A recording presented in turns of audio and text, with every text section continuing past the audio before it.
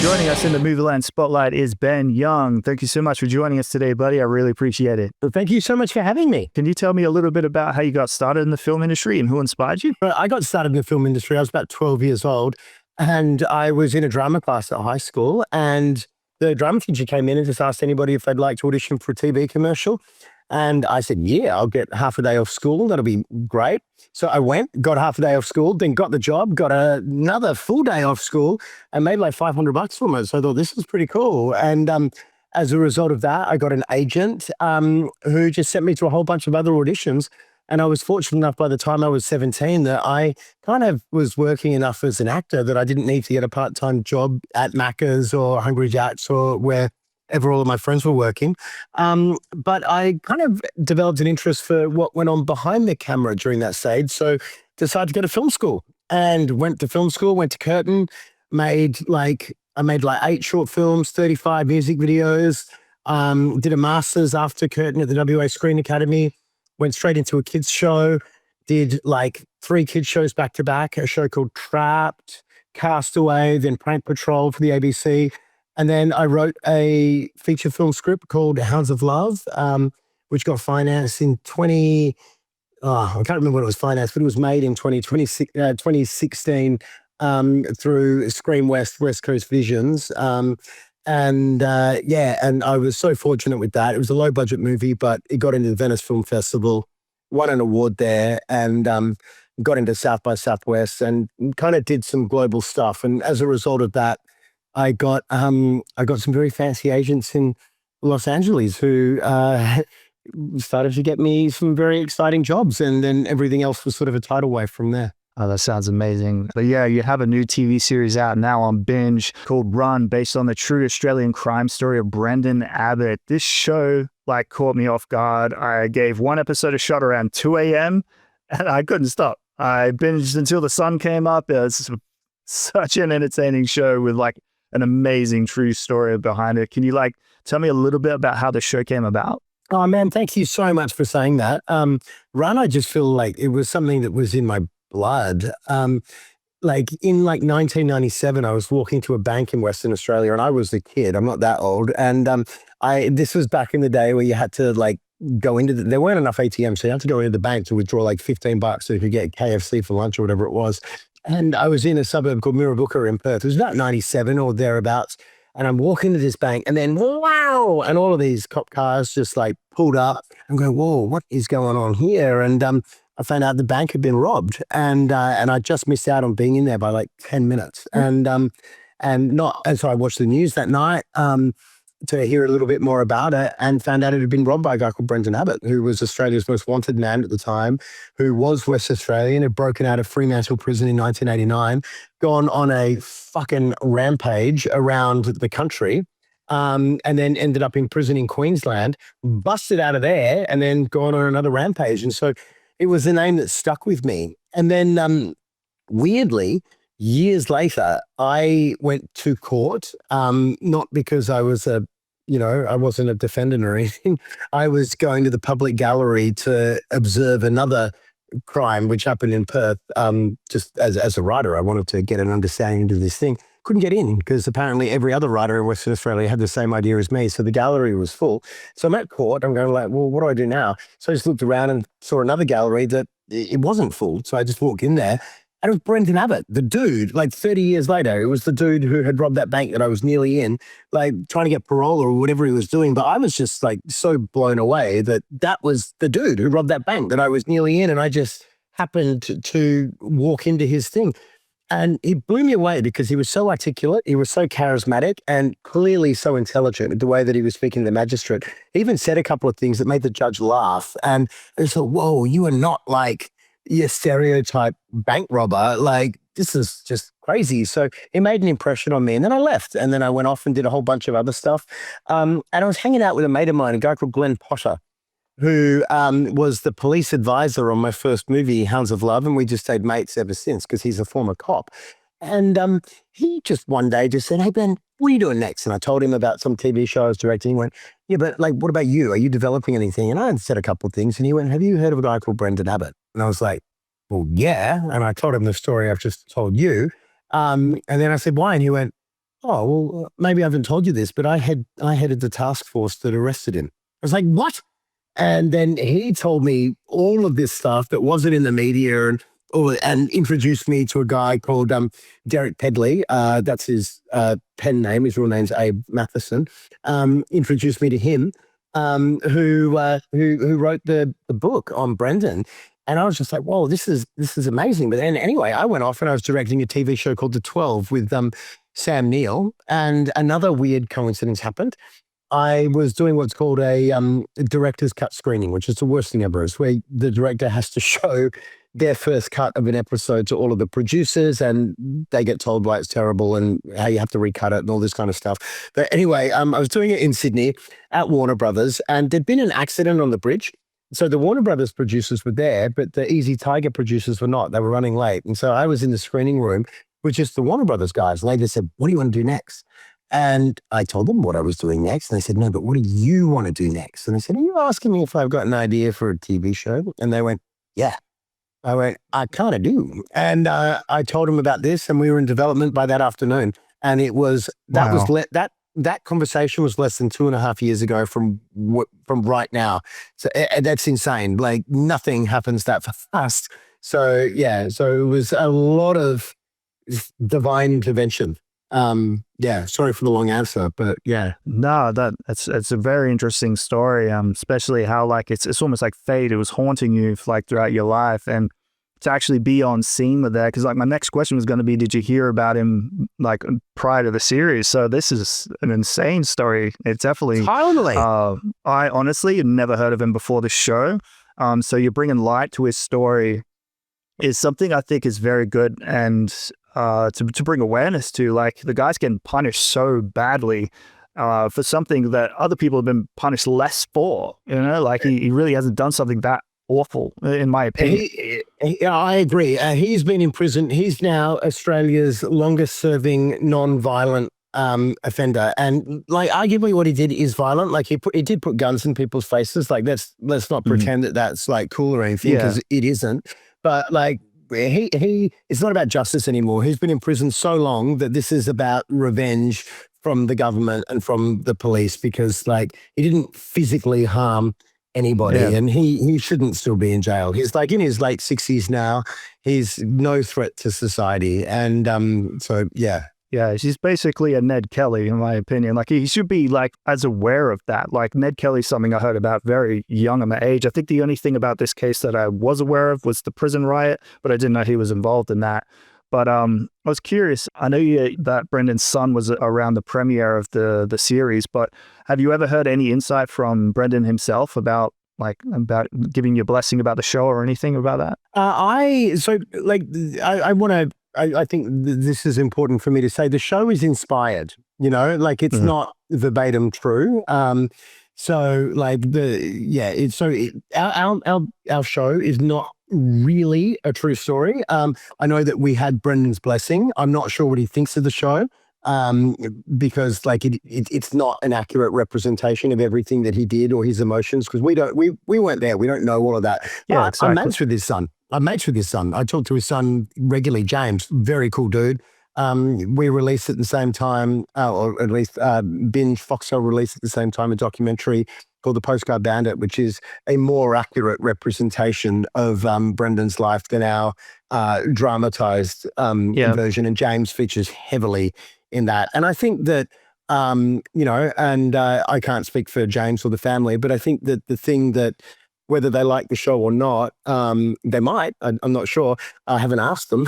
But what I think is important is that what I do think that they like is the publicity that Brenden is getting for. Yeah, because like it's not fair that he's still in prison. He should be out. And I think that that's a good thing that the show has done. After the show was finished, like, I needed more. So like after the show, I immediately watched the documentary straight away. And it was great that it was right there on Binge, like right next to the show, basically. Watch it all, try to figure out what's real, what's dramatized. And the main thing like I could really wrap my head around was the love story. So it seemed like, you know, the love interest was kind of very brief. And then when she, you know, spoiler alert, dobbed him in, that was the end of that love story. Is that kind of where it is? And because like the core of this series to me was, you know, Brenden trying to break out to be with her, but it really wasn't that at all. But I love that you did that because it made me like, you know, intrigued by that. Well, thank you for saying that. Yeah, that was dramatic license, because I mean, like when you're making a drama, particularly when you're making a drama about someone who's done bad things, you have to find something which is relatable about them. And you know, his relationship, he did have a relationship with Jackie in real life, and it did drag on and on for a whole lot of stuff. But we very much romanticize it in the show. It's not exactly how it was, and that's something that we all decided that we wanted to do to make it more like a drama. And that is, you know, that's the difference between a drama and a documentary. And so, yeah, we took liberty with that.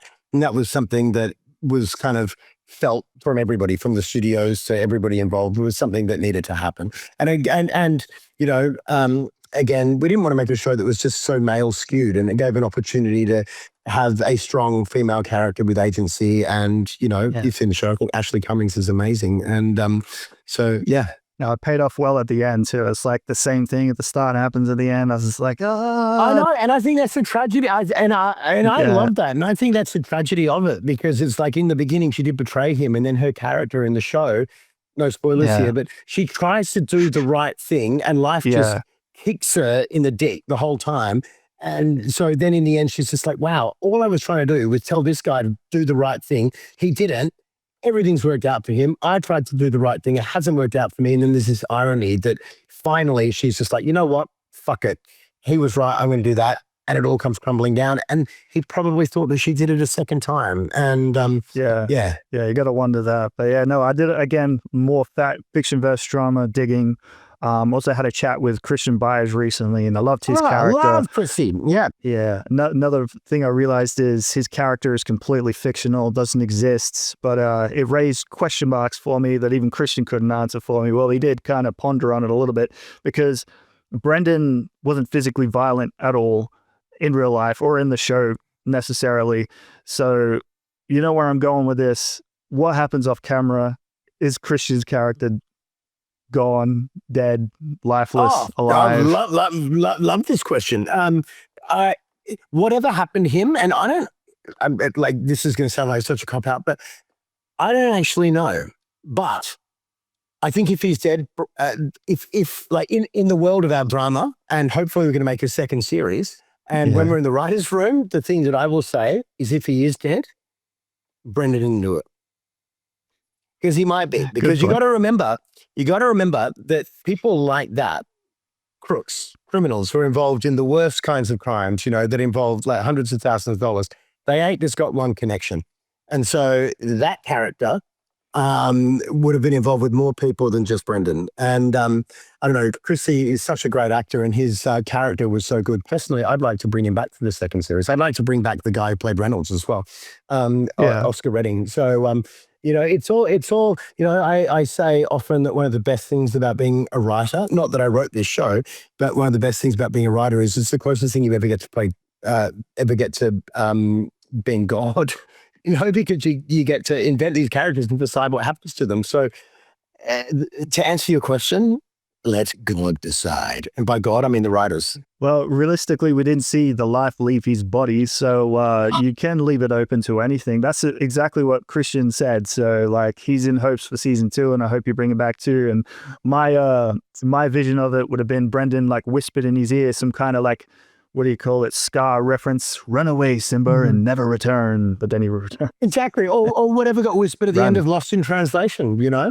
Chris's character's set up for the viewers to hate him, but while moving forward, I couldn't help but like his character, but I couldn't help but feel sorry for his character and want to see more. But yeah, there's my 2 cents. Please bring him back for Run season 2. That's not just because I talked to him. I was invested in his character as well. And again, a lot of great characters here. So not just pinning it on the 2. Great casting. Oh, thank you. No, he was so good. Like, Christy was I was filming a show called The Artful Dodger at the same time that we were casting this. And it was so funny because Dodger is so light and so fun and so fluffy. And I'd literally been shooting that until like 11:30 at night. And then I was in the room at 8 o'clock the next morning auditioning everybody. And Chrissy came in. He was one of the first that we saw. And he was so intense. And I was just like, Whoa. And I just knew that we had to put him in the show immediately because he was so, so good. And that character, I'm not even sure, because he was shortlisted for Brenden. And, he just didn't quite work for that character, but he was so good that, like, I'm pretty sure that we ended up developing his character more on the strength of his audition because we just wanted him to play a major part in the show. I'm curious, like George Mason did a great role as Brenden, but how many people were lined up to play Brenden? Well, a lot. And so many great actors as well. We were just spoiled for choice. We got, so many great actors and bona fide, like George will be one. He's just not as known as everybody yet, but bona fide movie stars were like lined up. And George just came in and he was like, it's such a hard thing because we needed someone who was charming, who was good looking, who was charismatic, but believably could hold power in prison, and George just had all of that shit. Like we knew that, like, if George went to prison right now, he's going to be a good looking, charming guy, but he ain't going to be anyone's bitch, and he doesn't look like that, and it was such a hard balance. And with all due respect to George, like, I believe him as a tough guy, and I believe that if he went to prison, no one's going to fuck with him if he puts that, energy out. So he just was the one who just felt the most natural in the skin of the character. Well, you said there was a big star power trying to go for the role of Brenden. Who was close second and third? Oh, I can't say that. Come on. No, there were a lot. International people as well. And it was like, we had some international people who were just so good. And even like the producers would go, are you fucking shitting me? This guy wants to play the role. And I'm like, yeah. And then I did that dickhead director thing. I was going, but fucking listen to his Aussie accent. It's not strong enough. Like, he's such a good actor, but no matter how good he is, if you don't buy him as Aussie, the whole thing falls over. And so that was, I lost sleep over that. And it was worth it because we made absolutely the right decision with George. Yeah, it's very Australian. You nailed it there, especially with the landscaping. I'm glad to see my hometowns in there as well. South Australia, Brisbane's you're from in Adelaide. there, and Perth. Oh, yes, sir. Down the bottom, South Australia. Yeah, absolutely beautiful cinematography. It really paints Australia, especially in its period time too. I think you captured that very well. So yeah, anyone looking to see Australia through like great lenses, this one's definitely one. So very well done. Oh, thank you. That's a lovely thing to say because we had a fantastic production designer, a guy called Herbert Pinter, who he's been around for a while. The first movie that he ever designed, it may not have been the first, but he designed a little movie called Gallipoli. He's done 11 movies with Bruce Beresford. The guy's been around the bush a little bit. And so we were really lucky to have him. And we had our cinematographer, Ed Goldner, who did a fantastic job as well. Because it was hard because we shot it all in Western Australia and had to kind of fake everywhere for it. So, hopefully we pulled it off. So this show is definitely well done. And I haven't been able to get it out of my head. And I haven't been able to stop playing the soundtrack to the show since I watched it. The whole time we've been chatting, I've wanted to ask you about the soundtrack. Like, what do you think of it? Because I am so proud of the music and the soundtrack in this show.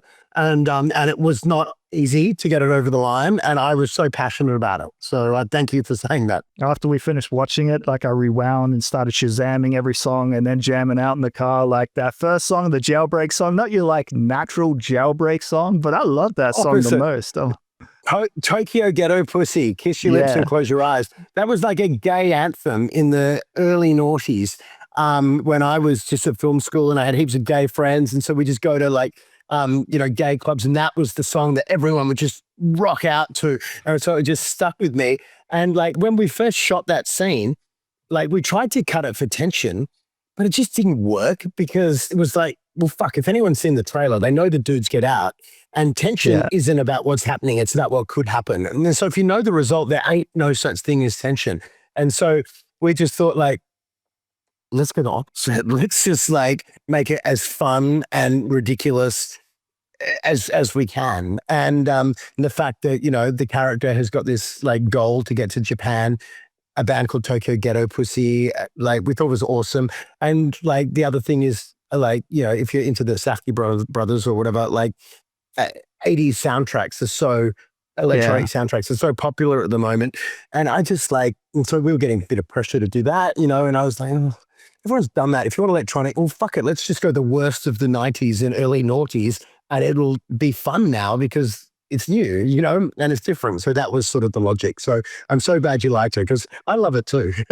It's definitely one of the first songs that comes on in the car as soon as I start driving, and it just It's such a good song. Yeah, that like I appreciate, you know, putting songs in movies rather than just score. I do appreciate score, but like I love listening to just general music that reminds me of a movie, you know. So that's that movie or show's playing in my head when I'm listening to it. For me, I think the moment that I first decided I always loved movies, as you probably did, but like when I was 12, I somehow got my hands on like a VHS copy of Pulp Fiction, which was like very naughty at the time. And I watched it and I was just like, what the fuck? I didn't think movies could be like this.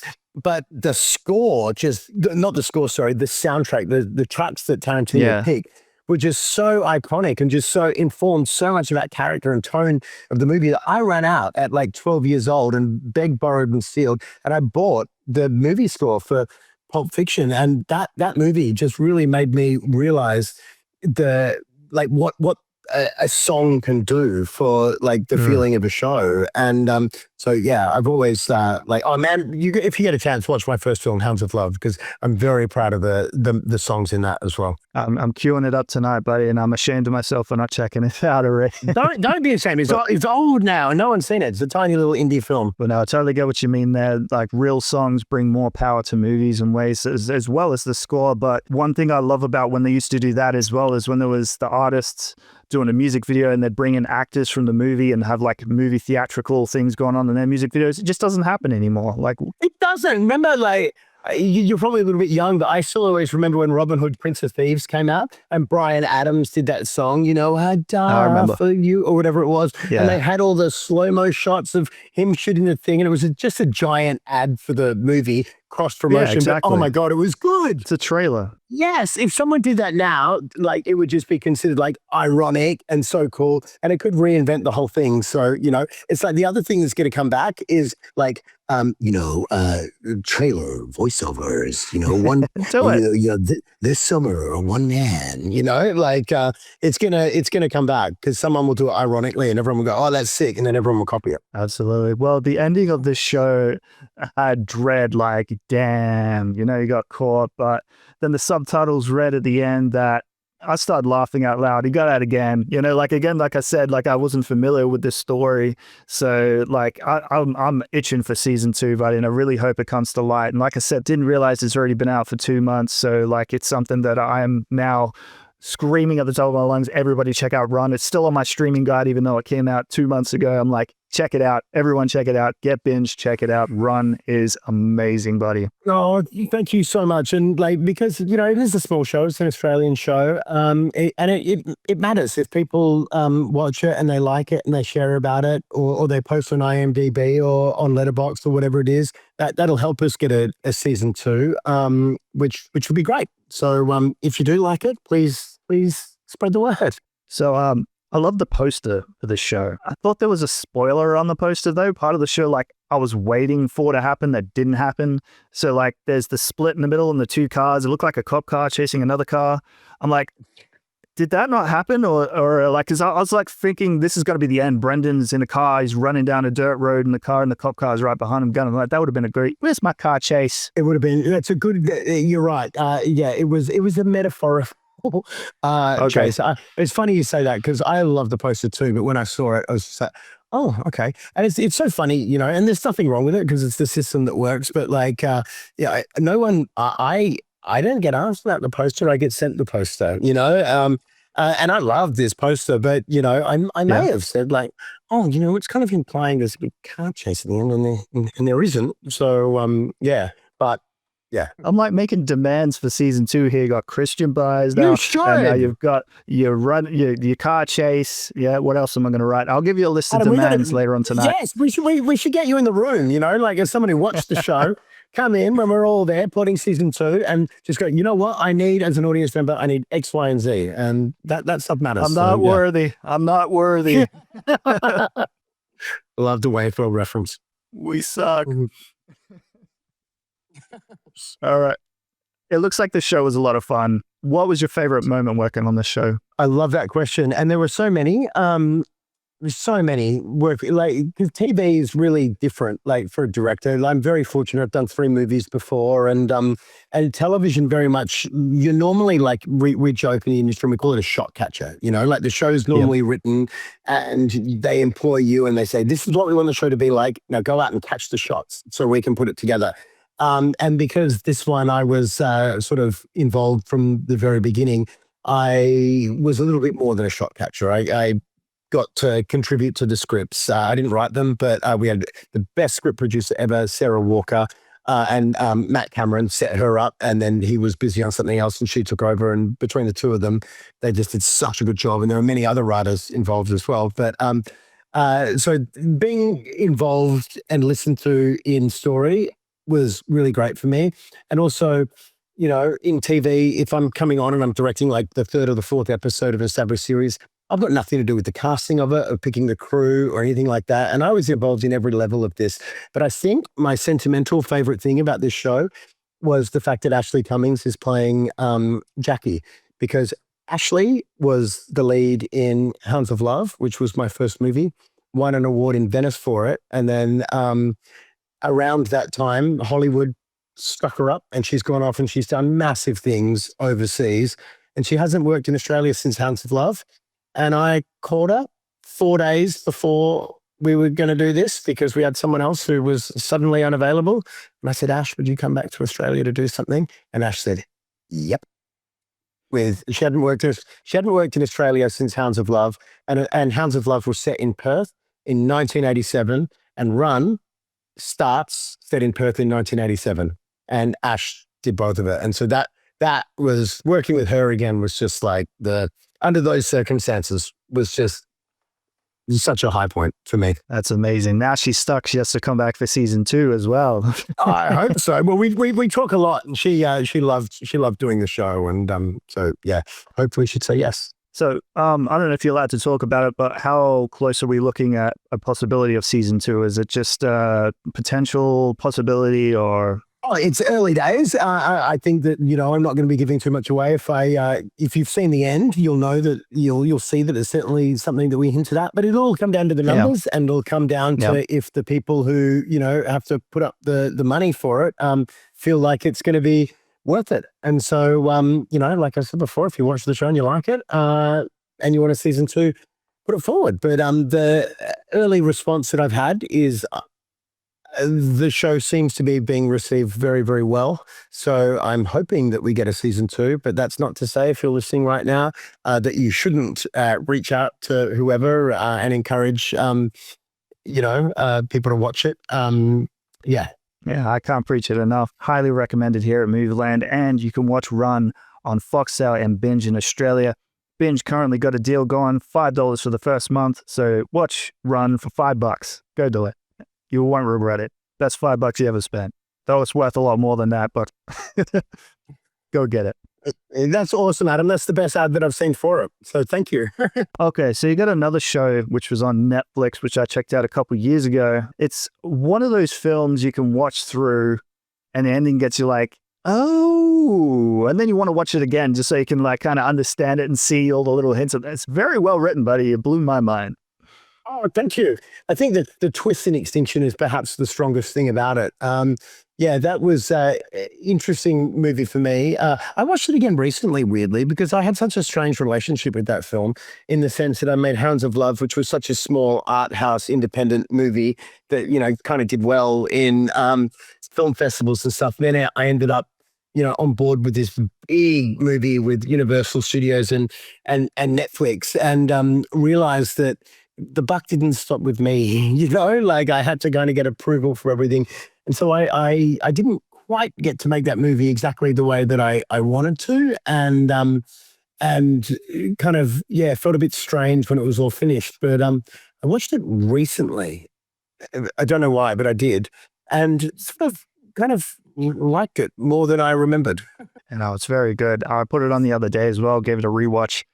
One thing I think I remember drew me to the show straight away was Lizzie Kaplan.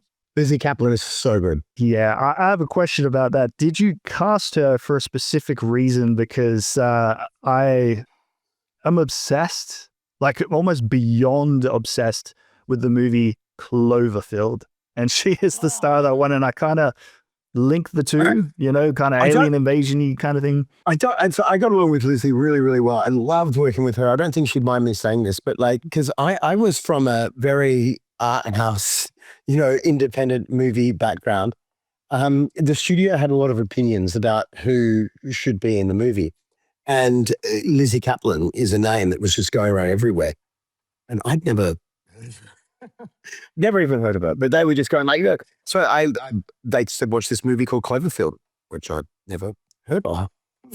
And I watched it. I thought, oh, she's great. You know, she's awesome. So I just had a Zoom with her, and she was just so chill. Like her husband, I think fiance at the time, Tom, who's also a lovely guy, he's in the movie as well, was just like cooking dinner in the back. And they were just so chill. I was just like, oh my God, like she's a great actor because I've seen her work, and she's just like such a chill person. That's who I want, because I Zoomed with tons of people, and Lizzie just had the best and most simple breakdown of the character and of the script, and was just the most chill. And so, that was why she was the one that I decided to go with. No, that's amazing. Like I said, it drew me in, and I have 1,001 questions that I could give her about Cloverfield, which I'm sure she doesn't know the answer to. But yeah, definitely worth checking out on Netflix if you haven't. If you're a Cloverfield fan as well, Extinction will blow your mind. So here at Movieland, we love recommending movies. Can you give us 6 movies to watch? Old, new, sky's the limit. Oh, yes, I can so give you 6 movies to watch, except like before I do that, I'm going to preface with this, because obviously as somebody who works as a filmmaker, I get asked a lot to recommend my favorite movies.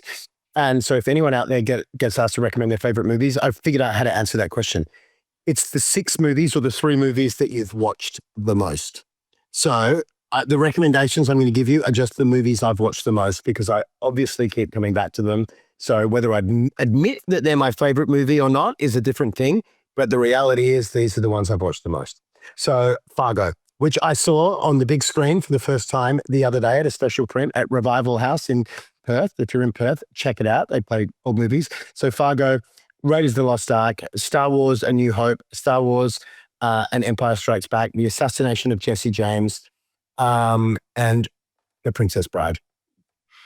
Yeah, hopefully everybody has seen all of them. What I've watched this year that I would recommend, my favorite film that is kind of in the contenders at the moment, is Begonia. Begonia was wild, and I love, was it Jesse Pinkman? What's his name again? So good. Yeah, he's amazing. Love him in Black Mirror as well. Everything he does is great. And Breaking Bad, he's in Breaking Bad as well. Yeah. He's so, and Fargo, he's in the second series, I think, of Fargo. He is just so good. The movie is just dope. It's really good. Yeah. I think that's been my favorite. And Sentimental Value is the other one that I just adored. Yeah, very, very interesting way of answering that, because I haven't thought about that, because every time people ask me my favorite movies too, you know, I always got to shuffle them around what you kind of like at the moment, but what you watch the most is a brilliant way to put that. And I mean, of course, as a filmmaker, I want to pluck out some obscure Italian movie from 1943 to sound like cool.